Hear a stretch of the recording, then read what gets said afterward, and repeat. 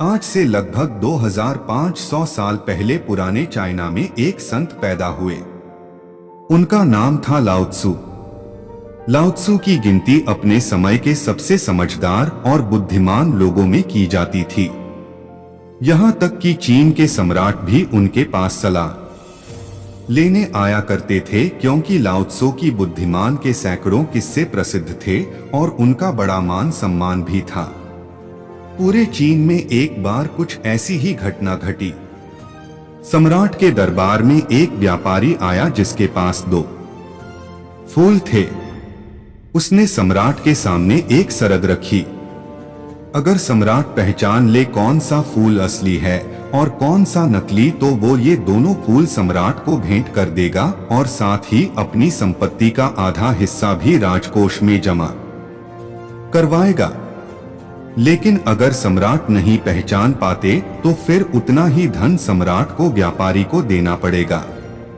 सम्राट ने शर्त मान ली। अब सम्राट के सामने 2 फूल लाई गई, जिनमें से एक असली था और दूसरा नकली।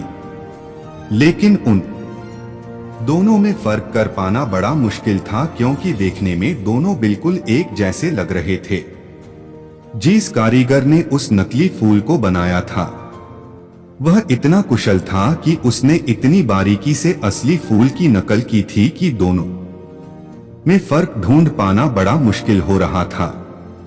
अब सम्राट उलझन में पड़ गई, और जैसे ही सम्राट संकट में पड़े, उन्हें याद आई लाओ त्सु की। लाओ त्सु को बुलावा भेजा गया, क्योंकि लाओ त्सु की समझदारी के किस्से बड़े मशहूर थे। इसीलिए व्यापारी भी थोड़ा सा घबरा गया। हालांकि वह लाओ त्सु से कभी मिला नहीं था, लेकिन उसने उनके बारे में सुना बहुत था कि लाओ त्सु बहुत ही बुद्धिमान व्यक्ति है। लाओ त्सु तक संदेश वाहक ने संदेश भेजा कि सम्राट एक दुविधा में फंस गए हैं।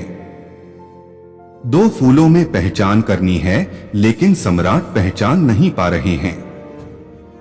सम्राट के दरबार में पहुंची लाओ त्सु ने उन दोनों फूलों को बड़े ध्यान से देखा और उनमें फर्क पहचानने का प्रयास किया, लेकिन लाओ त्सु दुविधा में पड़ गई। वो भी थोड़ा परेशान हुई, भ्रमित हुए में से कौन सा फूल असली है और कौन सा नकली, क्योंकि देखने में दोनों फूल हूबहू एक जैसे थे। लाओ त्सु को भी उनमें अंतर कर पाने में बड़ी मुश्किल हो रही थी। फिर लाओ त्सु ने व्यापारी से थोड़ा सा समय मांगा और वो टहलते हुए दरबार की खिड़की तक गई और उन्होंने उस खिड़की को खोल दिया।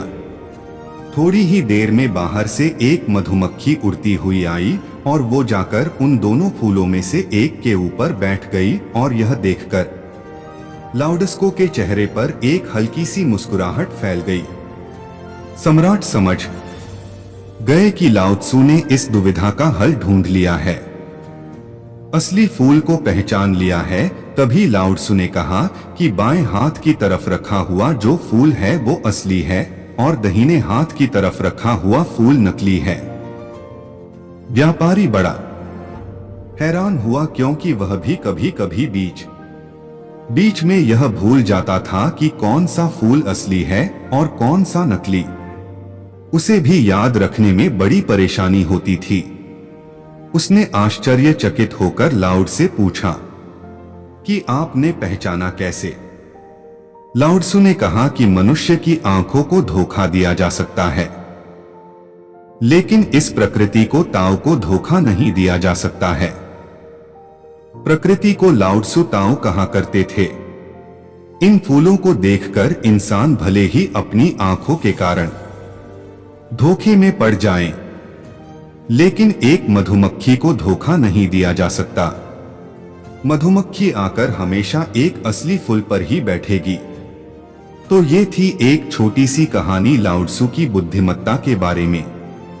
यह कहानी हमें सिखाती है कि अगर हम ध्यान दें तो हमारे आसपास ही बड़ी से बड़ी समस्याओं का समाधान छिपा रहता है।